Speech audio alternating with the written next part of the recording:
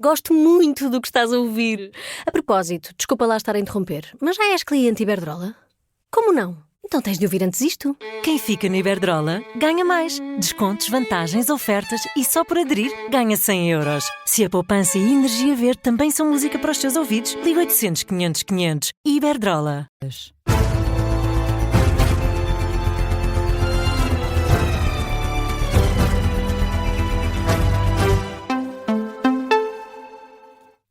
Começamos com um incêndio que deflagrou na zona da Foz do Porto. Trata-se de um fogo numa habitação na Rua de Dio, é o que adianta a Proteção Civil.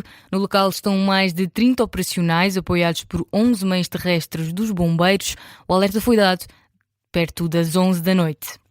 Vamos agora ao mau tempo. A depressão Cláudia provocou mais de 2.800 ocorrências em Portugal continental até às 10 da noite, a maior parte na península de Setúbal e na Grande Lisboa. Entre as ocorrências registadas, as mais frequentes são quedas de árvores e inundações.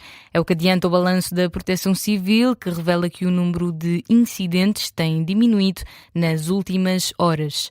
No entanto, a Proteção Civil recomenda ainda aos cidadãos que mantenham especial cuidado na circulação e permanência em áreas arborizadas.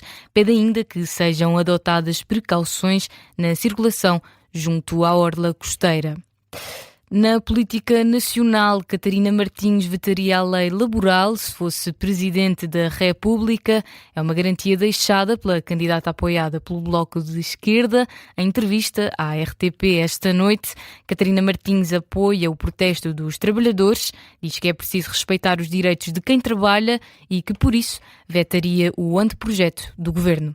Em primeiro lugar, mandava para o Tribunal Constitucional, para fiscalização preventiva, porque não sou eu que o digo, há vários constitucionalistas que já alertaram para a inconstitucionalidade de várias propostas, mas do ponto de vista político vetaria sim também, porque não aceito ou seja, não aceito a humilhação dos pais e das mães, não aceito os cortes nos rendimentos do trabalho, não aceito que os jovens sejam carne para canhão de uma lei da selva laboral para sempre. Acho que é preciso respeitar quem trabalha neste país. A antiga coordenadora do Bloco de Esquerda diz ainda que não concorda com as tentativas de contacto com os sindicatos para tentar desconvocar a greve geral marcada para o dia 11 de dezembro. Já António José Seguro, também candidato a Belém, defende o diálogo entre o governo e as estruturas sindicais. O candidato apoiado pelo PS considera que o executivo de Luís Montenegro deve garantir que a lei responde aos problemas concretos dos trabalhadores.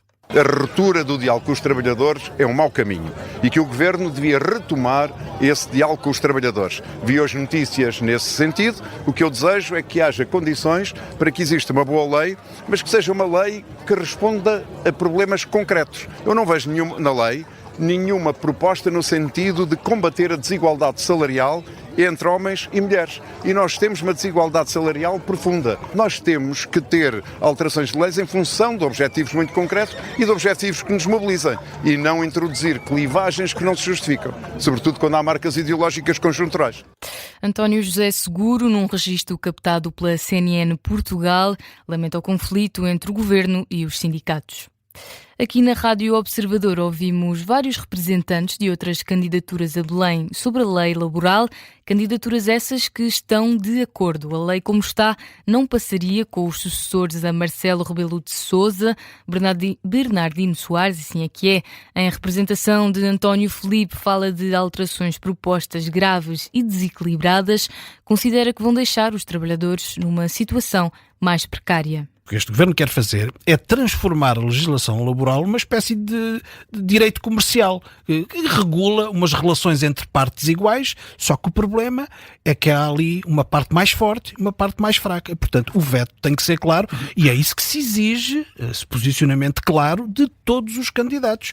E alguns estão a tentar esconder-se atrás da questão da UGT. Por André Ventura, esteve na Rádio Observador Cristina Rodrigues, sublinha que o veto do candidato é garantido se a proposta ultrapassar as linhas vermelhas. Há questões que devem ser ultrapassadas. Outras que o Chega já deu indicação de que não irá acompanhar de forma nenhuma. A questão da flexibilidade de horários, a questão da licença de amamentação, a questão dos dias pela perda estacional. Portanto, há um conjunto de coisas que o Chega não acompanhará de forma nenhuma. E sabemos que o Governo precisará de chegar a algum tipo de acordo com algum dos partidos e, portanto, teremos que ver o que é que resultará. André Pardal, ao lado da candidatura de Henrique Gouveia e Melo, afirma que a proposta do Governo, como está, não tem pernas para andar. Como está, aparentemente, com uma greve geral marcada para dia 11 de dezembro, com, inclusivamente, setores do PSD a discordarem. Quero lembrar que a Presidente da UGT é Vice-Presidente do PSD e votou a favor da greve geral. Portanto, não me parece que seja uma legislação consensualizada, não é? Agora, a questão do veto não é a única solução. Pode haver outras soluções. Já Isabel Mendes Lopes, em representação da candidatura de Jorge Pinto, defende que se o Governo não ceder às negociações, o Presidente da República deve vetar o diploma.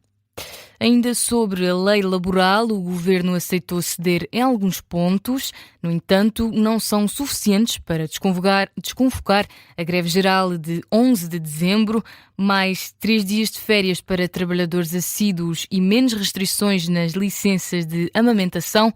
São algumas das propostas deixadas pelo Governo, cedências essas que foram rejeitadas pela UGT e que não chegam para desconvocar a greve. O jornalista Vasco Maldonado Correia detalha melhor as negociações entre o Governo e o sindicato. A reposição dos 3 dias de férias dependentes da assiduidade já tinha sido admitida no caso da função pública e foi uma das cedências que o Governo assumiu na proposta que fez à UGT. Foi também admitida a eliminação da simplificação dos despedimentos nas médias empresas, a reposição dos 40 dias de formação anual para todos os trabalhadores e feita uma alteração nas licenças para amamentação.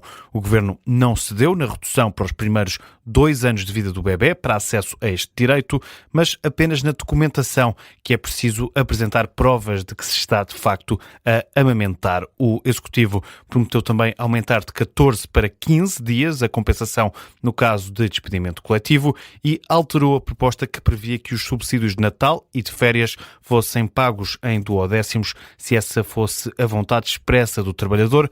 A possibilidade mantém-se, mas depende de acordo entre o trabalhador e o empregador. Na proposta que foi enviada à estrutura sindical, mantinham-se 2 das medidas no centro da contestação dos sindicatos, o regresso do banco de horas individual e a possibilidade de recurso ao outsourcing sem as limitações introduzidas pela Agenda do Trabalho Digno. Vasco Maldonado Correia, com os detalhes adiantados pelo Jornal Público da nova proposta do Governo, rejeitada pela UGT. Ao Observador, uma fonte oficial do Ministério do Trabalho e da Segurança Social não confirma nem desmente nenhuma das mexidas no anteprojeto. Na Operação Influencer, o Ministério Público explica que o pedido de consulta anterior ao segredo de justiça é irrelevante e, por isso, recusa o acesso aos autos por parte do ex-primeiro-ministro António Costa. Um esclarecimento da PGR que surge depois da notícia avançada hoje pelo Jornal Expresso diz que o presidente do Conselho Europeu está há mais de 1 ano a pedir o acesso aos autos em que é visado. Ora, o primeiro pedido terá dado entrada ainda antes de ter sido decretado o segredo de justiça do processo. De acordo com o Expresso, António Costa fez 4 pedidos, todos recusados. Num comunicado na página oficial da Procuradoria-Geral da República, o Departamento Central de Investigação e Ação Penal sublinha que a decisão de aplicar o segredo de justiça ao inquérito foi judicialmente validada, por isso os autos não podem ser consultados.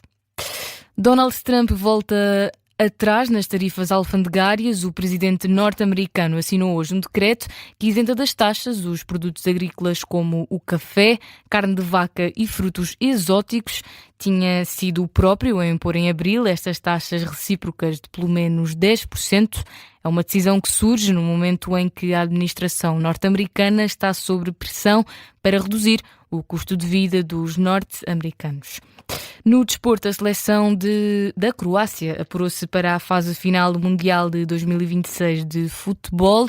Os croatas asseguraram o primeiro lugar do Grupo L, depois de vencerem as Ilhas Faroé por 3-1.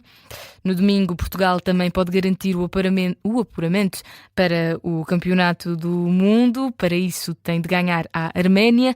O jogo está marcado para as 14h no Estádio do Dragão, com relato e análise aqui na Rádio Observador. É o ponto final no Jornal das 2. A informação está de regresso às 2h30.